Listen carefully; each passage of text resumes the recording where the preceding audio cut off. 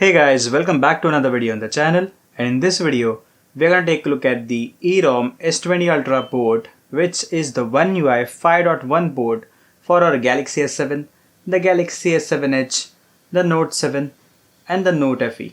So without wasting any more time, let's take a quick look at this one.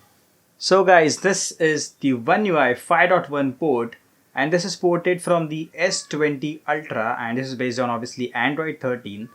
And now we have four OneUI ports. The first one was OneUI 4.1, then the 6.1 came, and now we have 5.1 as well as OneUI 7. And yes, if you have not checked the OneUI 7 port video or the 6.1 or the 4.1 video, you can check it out in the I button, also in the description. I'm going to link a playlist that has all the videos from beta updates to the stable updates, all versions. So you can check out the differences as well if you want, like if you have free time. That's a lot of videos, so you need to have a free time. But obviously I'm giving you changelog every video, so you don't have to look at that right away.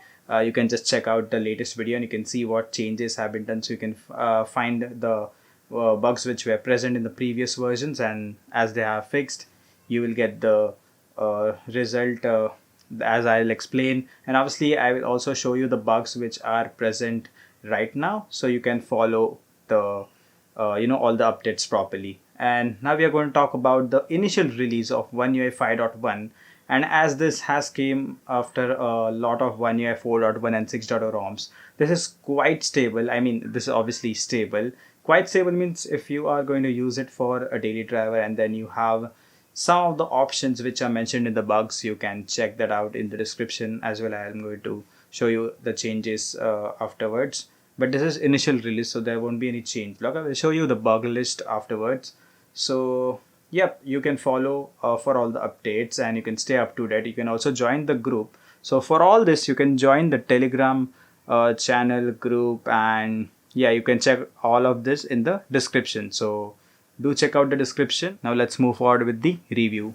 So guys, first let's move into the settings, and this is the settings UI. You can see it resembles all the OneUI ROMs and it is similar, but as you can see the colors of the icons are a bit different. So yeah, from OneUI 4, from OneUI 6, those colors are different and they look nice, gives a good looking touch. But obviously you have great improvements in the upcoming versions as well. So for that you can check out all the other OneUI 6 and 7 videos. And as you can see, this is the battery graph, and as you can see the nice nice colors have been used, green, and there are a lot of colors and it looks great on the AMOLED display. First let's check out the about phone. Then as you can see, software info, everything is same in here. As you can see, OneUI version 5.1 and we have Android version 13, and we also do get August 2025 security patch. So it's good to see the OneUI 5 has received August 2025 updates as well on some devices, maybe Note 20 Ultra. So that it has been ported right from it and to our Exynos 8890 family. Now let's take a look at all the basic settings, all the UI and stuff. So this is the home screen. As you can see, nice wallpapers, and you can also choose the wallpaper pack, so it's really great. Then if you pinch out, and you will get these options. As you can see, the your windows, your app windows, the home screen windows, you have your wallpapers and style, themes, widget settings, your menus you can see on all of the OneUI versions. And here we have wallpapers, and you can see the default wallpapers. I might have chosen the Note20 Ultra pack only, so as you can see I've got the Note20 Ultra wallpapers, and these are some Samsung Galaxy stuff. So yeah, you can check that out. Then we have also themes option, which you can configure with the Galaxy themes. So yeah, it's same in all of the OneUI ROMs. And these are widgets. As you can see, the widget picker is so nice in all of the OneUI ROMs, and even on Android 13 doesn't look like it has been really old. And then we have your notification panel, quick settings, that has amazing blur. As you can see, we don't have that transparent panel at the background. There's no additional panel overlay at the background, so this is a continuous and actually a continuous blend has been seen with the blur, and looks really nice. And this is static blur, this is not live blur. You can choose live blur in the aroma options as well. Now let's check out the settings. All the settings, you can see connections. You have your basic stuff here. Then same with connected devices. You have Samsung Tech, Smart View, Smart Things. A lot of things are not working, which will be mentioned in the bugs after this. So please do check out the whole video. And we have sound and vibrations. You can see all this options are similar if you have checked the OneUI 4.1 ROM, or obviously if you have used OneUI 4, 5, 6 on any of the devices. Actually, lock screen style, notification pop-up style, you can change brief or detailed. Then into display, we have dark mode settings. As you can see, you can schedule the dark mode according to time. Then we have adaptive brightness, smoothness. Obviously, it is standard. We don't have adaptive 90 Hz or 120 Hz. Then we have we have eye comfort shield, screen mode. As you can see, your default Samsung stuff, and advanced, you can also configure the RGB white balance. Getting down here, we have font, screen zoom, and we also do support the WQHD display on the S7, which default does support. Screen timeout, navigation bar, edge panel. So all of these are the basic basic settings. Home screen, as you can see, which we have. These are the launcher settings. And lock screen, you can configure the lock screen. As you can see, widgets, lock screen, roaming clock, always on display. But I request you guys to not use always on display, because then the screen will froze on AOD, and then you have to perform a a hard reset, or a hard reboot, sorry, not hard reset. Then security and privacy, as you can see, lock screen, I have not set any lock screen options. We also do have secure folder, but if it's working or not, that we will check in the bug list. And we have notification, call location, and this is some basic stuff, safety, emergency. Advanced features, we have labs, we have side key, but we don't have any side key on the S7, so just ignore it. One-handed mode, motions and gestures. As you can see, these are all the gestures, motions available. Video brightness, dual messenger, and app lock is also present. And we have digital well-being to track your stuff. As you can see, screen on time, walking monitor. You can use this. Battery and device care, we have all your info about battery, storage, memory, and app protection as well. You can also turn on these options. Maintenance mode, you can check out if your device has any issues.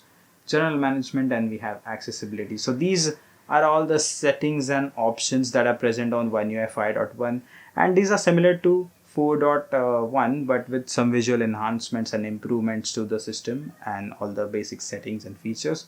So this is a if you have used OneUI 4.1, then this is a great update to 5.1, because we get exact same smoothness right now on 5.1. And obviously we have SELinux enforcing. We have your KernelSU next pre-built, obviously with the kernel. So you have to just install the KernelSU manager and you get root access. So this is also a great thing. And also we have HeroGrace Kernel by default, so you don't have to flash it manually.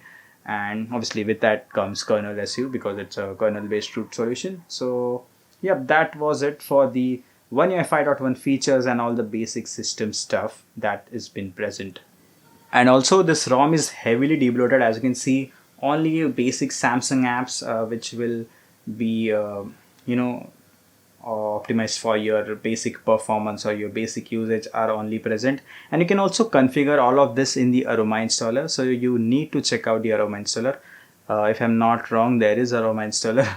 But you can configure, and this is the default. If there's no Aroma installer in the installation, this is the default apps that are present. And obviously we have camera app, and there were a lot of people using the camera app. They were having problems. So when you open it for the first time, the aspect ratio might be different. So just click in here, and you need to enable this. Click on this 1:1 ratio. As you can see, just click in here and choose the fourth option, 1:1, and then the camera will start working. As you can see, it takes pictures.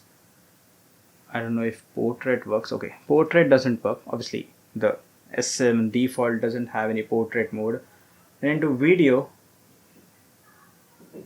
we do have video working as well. Yeah, there was a bit of a lag initially, but it did work. It has also saved, and yes, there's some resolution which I'm not able to see, and there are a few modes which you can check out, but yeah, I'm not sure how they work, but the basic camera functions are working. And if you want to make them work, set the resolution, the aspect ratio to 1:1. And that was it for the basic apps and the camera and working stuff. Now let's take a look at the bugs which are present right now. So guys, there are a few bugs which are not noticeable to me because I am not using those functions, but if they are important to you, you can check out the screenshot which I have posted on the screen, and you can check out all the bugs. And there are a few notes which you can also follow to enhance your usage or improve your usage if you want to use that stuff. But yes, so these are the bugs. So first is face unlock, then we have AOD freeze, which I have also explained already.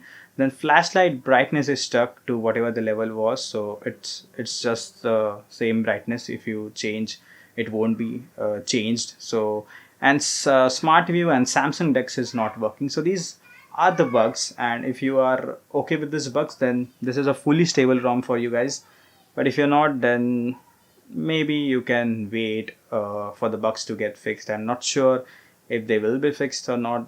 I mean, to be worked on, because new versions are coming, and I mean, those bugs are not that much noticeable. And I'm not sure how many people do use face unlock, as we have fingerprint or we have other options. And even S7 is a very old device, and not sure if a lot of users have been using this as a daily driver. But for a second device, maybe if you're listening to music on that, if you're using as an iPod, so it's a good one. It's a great device for that functions right now, even after those 9-10 years. And that's it.